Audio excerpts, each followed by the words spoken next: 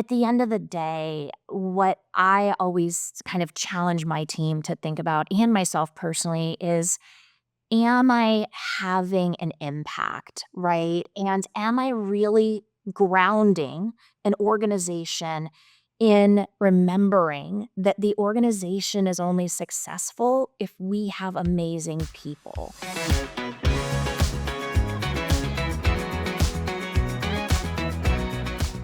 Welcome to today's episode of the Blu Thread Conversations podcast. Over the last 3 months, Blue Ivy Group has conducted one of the most in-depth employer brand sentiment studies in the healthcare industry. We analyzed employer reputation, employee experience, and patient satisfaction across hospitals, Medtech, pharmaceuticals, physiotherapy clinics, and dental clinics. The findings are clear. Healthcare employers with strong employer brands see better patient sentiment and business growth. And yet most rely solely on job boards, leaving them vulnerable to talent shortages, high turnover, and declining sentiment, ultimately stalling growth and eroding patient loyalty.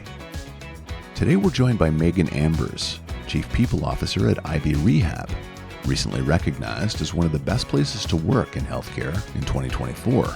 With a network of over 600 outpatient therapy clinics, Ivy Rehab is building a people-first culture that drives clinical excellence and patient care. As they lay the foundation for a strong employer brand, Megan shares how Ivy Rehab is shaping employee experience, elevating recruitment marketing, and staying true to their mission, while also embracing what it means to be perfectly imperfect. Stay tuned for insights to help your organization attract, engage, and retain top talent. Stacy, yes, I'm thrilled to have our first guest of 2025, Megan from Ivy Rehab. Megan, we're so happy to have you here. Welcome.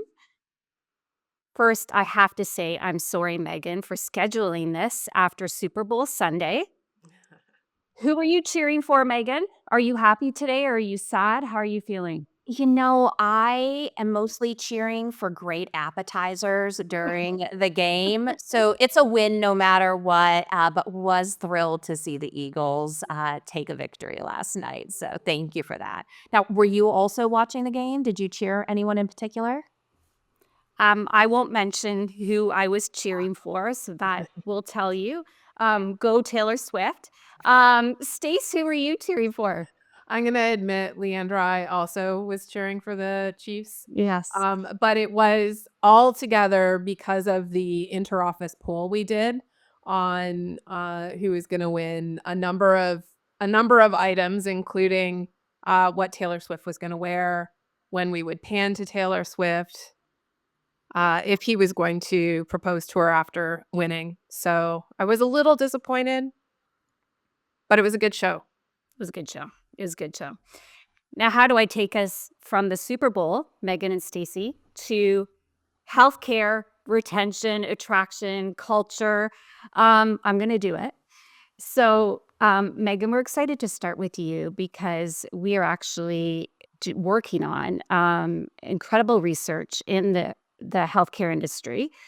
And wow, what a time to be an HR leader in healthcare. So many complex challenges, but exciting opportunities. So we're just thrilled to have you on our podcast. We want to talk to you, Megan, about all the great things that you're doing at Ivy, because I think not only can you help many of the HR leaders in healthcare, but I think a lot of what you're doing at Ivy can also help any HR leaders out there in any industry kind of learn what to do to create a great culture.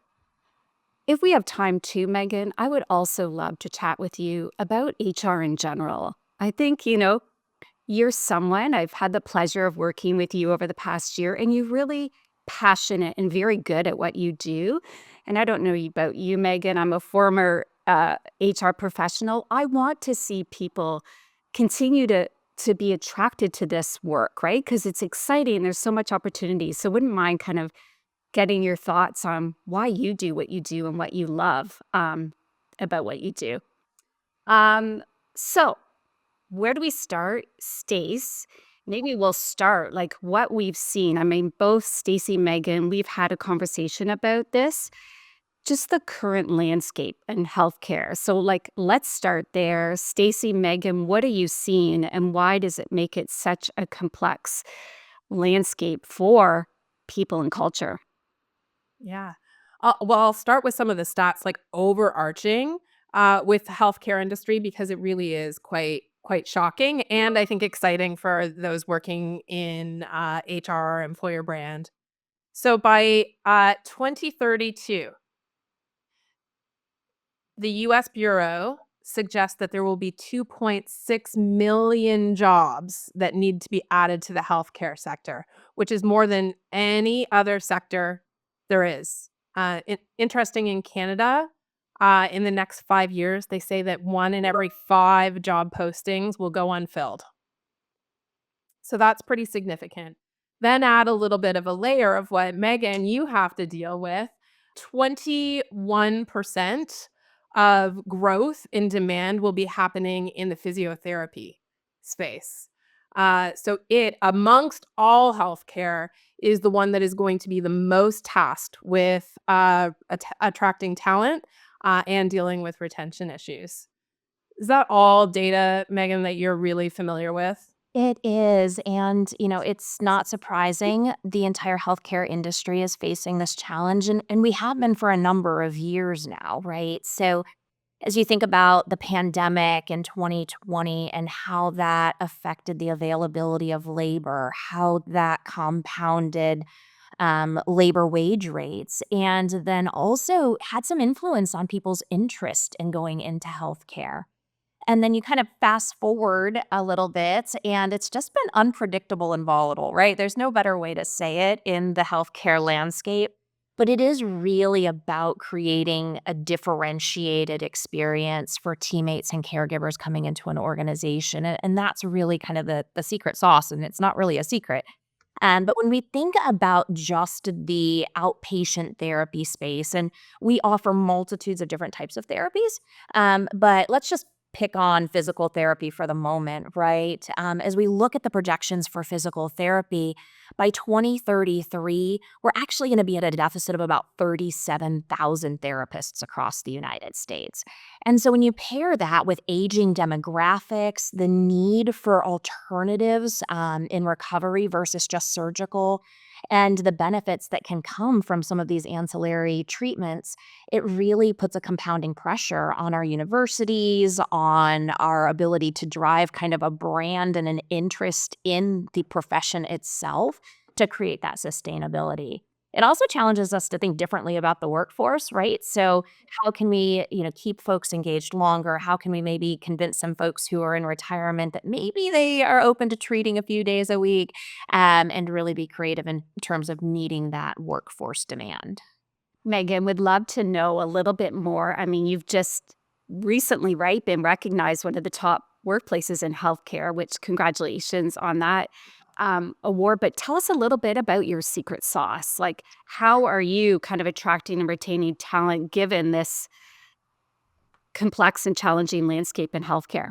Yeah, so ultimately, right, it does start with one, how are you differentiating your organization? And for Ivy, what's really special about us is that we lead people first and clinical excellence. And I know lots of healthcare organizations say if we care about the people and we care about clinical excellence, but we do so in a way that even in every single meeting, we start the meeting with recognizing our amazing teammates and the impact that they've had, and sharing patient outcome stories and how we're touching lives of our patients. Really important to ground ourselves in that. So that's kind of step number one in terms of creating an environment that's really compelling and interesting when these clinicians have so many options and so many different places they can choose to go. The other piece of that then is really being thoughtful about your talent strategy. And that talent strategy starts with ultimately understanding your workforce plan, your growth, how much your organization can support in terms of entry-level talent coming in, as well as seasoned talent. And so as you're thinking about the healthcare industry, so important to remember there are amazing, great clinicians coming right out of programs, but they also need that support and mentorship and guidance for their first few years. And so being really thoughtful in terms of how much new talent can you support? Do you have enough resourcing with your experienced clinicians to provide that onboarding and mentoring support so that ultimately you're developing some really great clinicians for the industry? I love that. Um, what we have uncovered, and Stace, I'd love to hear more details on this, is leadership and how leadership is a real challenge in healthcare Mhm. industry. And it's kind of cool, Megan, how we're seeing correlations between those leaders that are passionate about culture, and you could tell they're passionate about culture because they're talking about culture on social media, and the scores that they're getting on Glassdoor and employer Yep. review sites, right? Directly correlated to kind of an engaged workforce. Stace, what are you seeing? And then Megan, I'd love to hear kind of leadership at Ivy, because I really believe and am impressed by your CEO and what he's doing to support an amazing culture. So, Stace, what are Mhm. you seeing in the white paper? What have you seen on Yeah. leadership? Well, when we did the research, we used a couple of major tools to conduct the research. First, our employer brand and culture index to look at sentiment overall. What are talents saying, not just on Glassdoor and Indeed, but on X, on Reddit, on news forums? What are the overarching themes that are emerging? And from a negative sentiment perspective, bar none, leadership was the key thing that stood out, and it was particularly in the physical therapy space. It was on micromanagement, measuring of, number of patients visited, and overload of, number of patients having to be seen every day. Those were the biggest items, that came forth. I think the other big ones were connection to purpose and values, and very interestingly, the patient experience, really making sure that the patient experience was honored by organizations. The lowest performing organizations that we reviewed, they actually had the highest degree of complaints related to how patients are cared for. So it was really interesting to see. And overarching for healthcare industry, the other thing that stood out is that mission and values, like the thing that so many organizations lead with on their employer brand of connection to the patient experience, is actually now at the bottom tier. And I think that's because they're not experiencing that as talent within the walls. Yeah, I mean, those observations are spot on, and it's some of the challenges that we deal with every day, right? And we do passionately and cognizantly go out there and read those reviews, Mm. albeit sometimes I do it with a glass of wine. But at the end of the day, right, it matters how people are experiencing your organization, whether that's a teammate or a patient. And so when we think about the main challenges that are facing the healthcare industry as a whole, it is leadership, right? And when we talk about leadership, one of the things that I've always found interesting as I moved into the healthcare space was there's a tradition of taking amazing clinicians who are so good at treating patients and kind of thrusting them into the ambiguity of leadership and not necessarily thinking about all of those foundational pieces that they need to really excel in that role. And so at Ivy, we've really focused heavily on our leadership development, but on development across the board. And recognizing not everyone wants to go that management leadership route. Not everyone wants to continue in a clinical route. But how can we create an environment where we can kind of meet our teammates no matter where they are on their journey? And so that comes with really intentional training, mentoring, development. And when I say development, it's customized development, it is programmatic development, and it is real time, all the time development. And it's not just one flavor of those pieces. But a teammate never quits for all the usual suspects we want to say, right? They don't quit because of money. They don't quit because of PTO. They don't quit because of health insurance. initially they're thinking about leaving because of leadership. And we have to accept and acknowledge that and think about how then we're really arming and empowering our leaders to lead with authenticity and to really support their teammates and have that level of empowerment. The other theme that you touched on, burnout, is a real theme, right? And there's all these competing factors from, reimbursement rates, rising labor, patient access and demand. One of the things that we often talk about is that only about 10% of people in the United States who would benefit from some sort of therapy, they have some sort of musculoskeletal condition, receive therapy every year in the US. So there is a huge population that could benefit from services, but the access isn't there. And so when we think about that, it's all about how can we empower our clinicians to do what they do best, which is treating their patients. And so some flavors of that are, how do you use technology and amp that up to make their jobs easier? How do you try to take administrative burden and things off of their plates that might be better suited centralized? And then how do you really value and give them that opportunity to connect with their patients? One of the things that we always talk about in new hire orientation is, hey, no patient comes in to see us because they want to improve their shoulder extension, right? But most patients come in to see us because maybe they want to pick up their granddaughter, or maybe they want to beat their brother out on that golf course, or they're just ready for a raging game of pickleball. Whatever it is, it's not about shoulder extension, right? It's about getting back to the things that they love. And we really, really champion our clinicians taking the time to understand what those things are and then connecting it to the care plan, which is so important. People really come first, Megan, at Ivy. I really see that. What can you share with our listeners about what is coming from the top that really is special, right? I mean, the fact that you call your employees teammates, that says something in itself. But could you share some of the tactics that do come from the top? Yeah, and I would start with saying, we have a lot of good things going.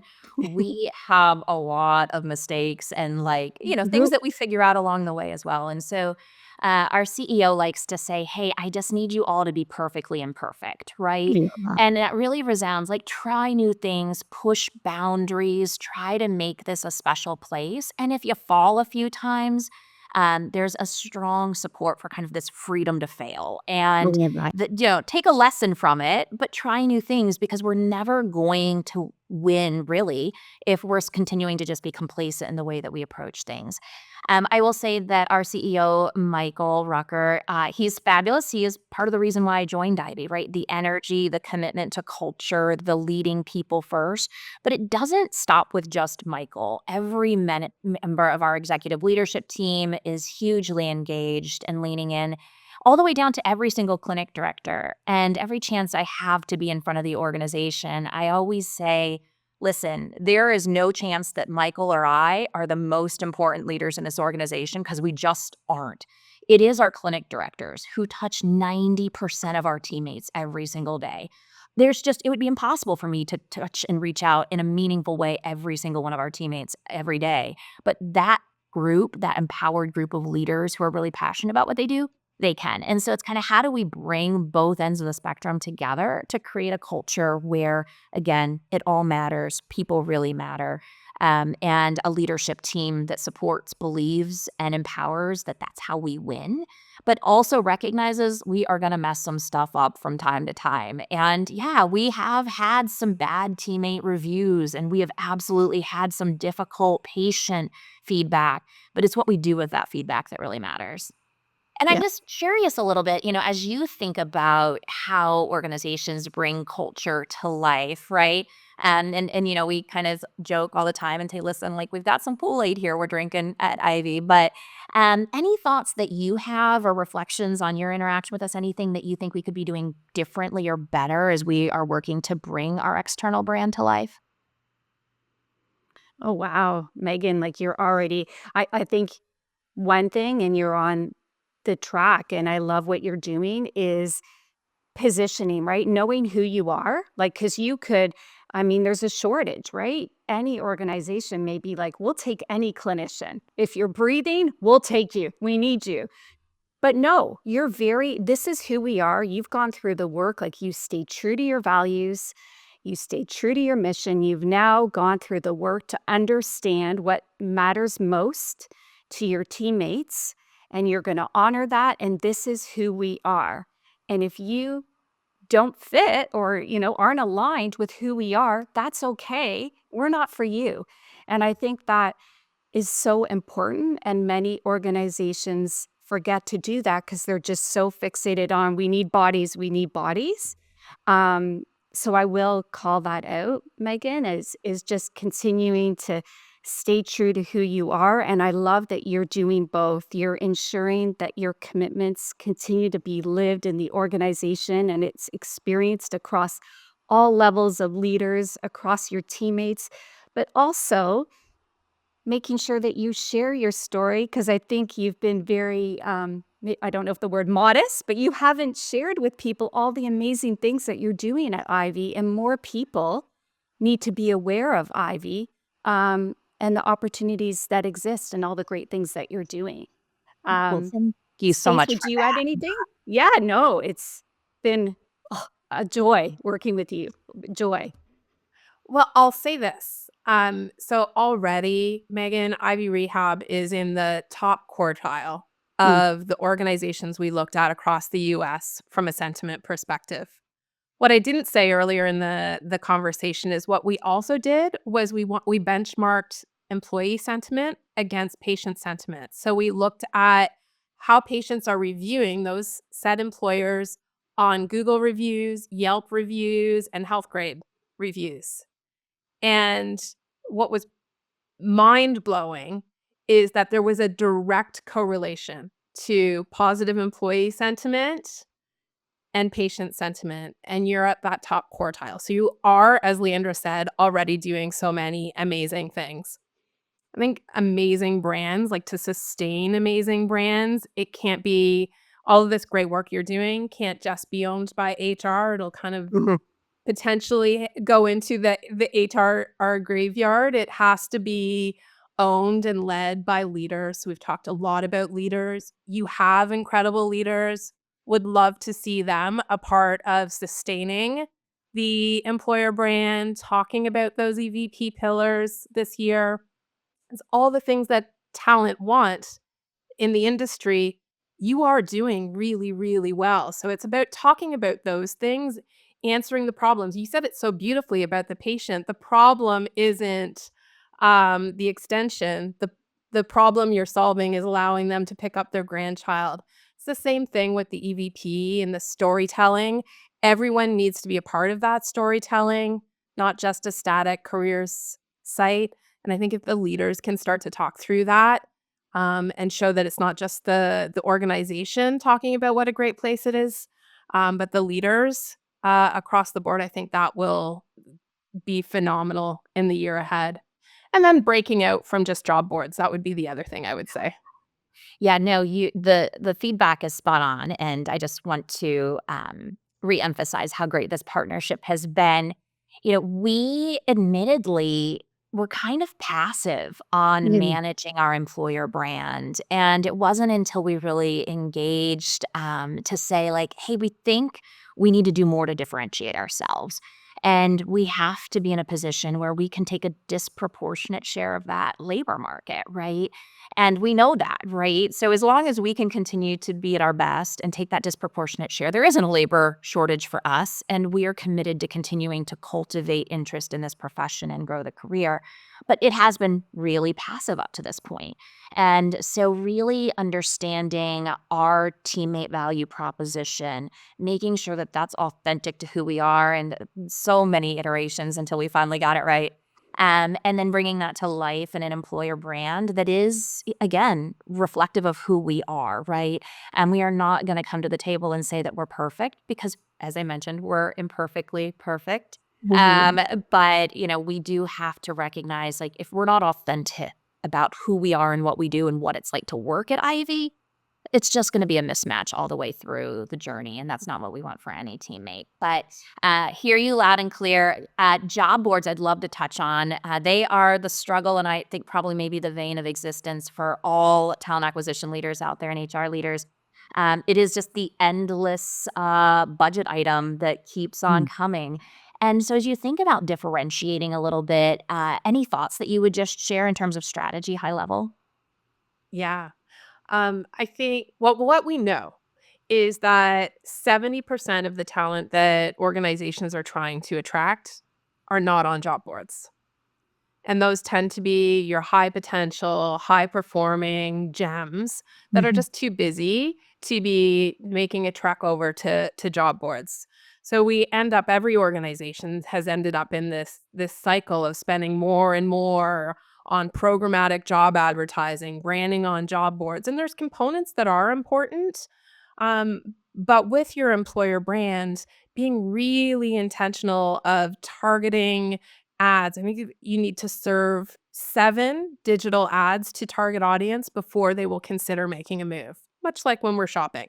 So there's such great opportunity now with targeted advertising to send just unique messaging to exactly the audiences that you want, tailoring them for those that are students that are still studying, those that have a practice but may be willing or eager to make a shift, um, and answering what their problems are. And you can do that on a number of social channels. I think that it really depends on the persona, but Facebook, Instagram, TikTok, all of these are really great forums. ChatGPT is now almost taking over some of the Google searches as well. So, how we write some of our content has to be about answering questions because that's how people use ChatGPT. And then I'd say the final thing is what user generated content. So we've talked about storytelling. Oftentimes organizations make the mistake of doing the storytelling, but it lives just on their own platform. So it's a company post on testimonials or great pieces of work that you're doing. But we need leaders and employees to act as ambassadors to push it out in their networks and then boost some of that content to your target audiences. So there's some really great things you can do that are sustainable, more cost effective, and build greater awareness and preference with an audience that isn't on a job board anymore. Thanks for that, Stacey. I'm hoping that lots of people viewing this are getting something out of that as well, because I took at least one thing away there. Megan, we could keep you forever, but we should wrap this up. Would love, Megan, what can you share? I really want to recruit more people to HR because I think it's going to be an even more exciting profession given the way the world of work is evolving so rapidly.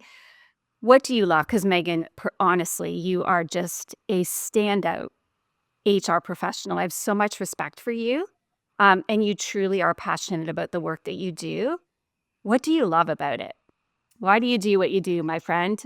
Yeah, no, that's a great question. And I often joke with my family, like, there was no point in my life where I woke up and said, I want to be an HR professional. Right. Yeah. And it happened beautifully and organically. But at the end of the day, what I always kind of challenge my team to think about and myself personally is, am I having an impact, right? And am I really grounding an organization in remembering that the organization is only successful if we have amazing people? Yeah. And so for me, it's about kind of taking a step back from being transactional, right? I would never want to be in a transactional HR role. I don't, I sometimes I even struggle to say HR, right? But at the end of the day, for me at least, it is about this ability that you have to really see people as people. And then to influence, to protect, to preserve, to advocate for those people in the larger context of creating a successful organization. And so, as you think about strategies and initiatives and those things that are so critical for organizations to be successful, every decision should come back to, does what we're doing strategically align to all of our initiatives? And what does that mean for our people, right? And if we can't connect those dots, then we're really not going to serve our population. We're not going to serve our patients, and we're not going to be in a place where we're winning. So ultimately, it is about, there are a number of different things you can do in HR, by the way. So it's not just kind of the blanket. Everybody thinks of like, oh, payroll or employee Yeah. relations, or recruiting. But so much now is about how are you using data and insights and Mhm. analytics to drive differentiated strategies and impact your teammates. How are you thinking about managing your spend in the healthcare space so that you can ultimately reinvest in your teammates in a meaningful and dynamic way? How are you developing and growing people? And so, I challenge anyone who thinks that, hey, I want to have an impact on an organization. I do care deeply, and I have a pretty good level of ethics and standards that HR might be the right place for you. But remember that it's not just a one size fits all. There are so many specialties and opportunities within HR, to really find something that really resonates with your best self, and certainly take those opportunities to explore. I love that, Megan. We can't thank you enough for being our first guest. We're going to have you back because we'll want to stay close to all the great work that Ivy is doing. Megan, I hope you don't mind. Friday is Valentine's Day, and I want to just end this episode with a really quick update on the love story we are following. Of Oh, that'd be Stacy, perfect. Stacy's 80-year-old, A right? little bit older, Little bit yes. older, has found love again, Megan. Yeah. So sweet. Okay, So but there's a new development, Stacy, and then we'll yes. end. This is So exciting. Megan, this is my father-in-law who moved into a senior's home a couple years back and met another lady there. And they fell in love. The last we talked, we had the whole family got together at Christmas and got to meet her side of the family. And we're all excited. They've announced that they're going to move in together. Oh, wow. Oh, but So are they staying in the same community, or are they're they staying in the same home, yes, but Okay. they're now gonna move in together, so they're It's beautiful. busily trying to figure out how they're gonna merge all of their furnitures, and apparently artwork is a bit of a debate right now, but Oh, it is that's the a struggle for any absolute couple, any right? couple. Yeah, yeah. We all Right? doesn't Especially matter. when you've collected art for 86 some odd years. That sounds Yeah, like it's a pretty amazing the best. collection, but It's the best. I'm gonna have to tune in now just to get the updates, I know, right? but This is exciting, but thank you.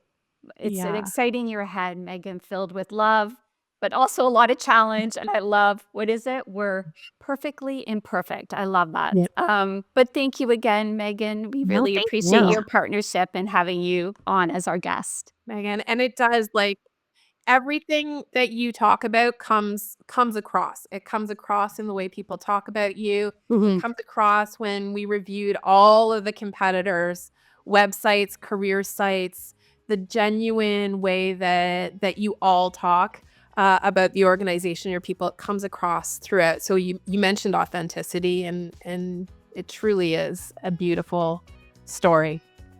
Well, thank you so much for that. It has been a pleasure chatting with both of you and, being on this journey to make Ivy a little more differentiated and visible, so thank you. Thank you. Thank you, Megan.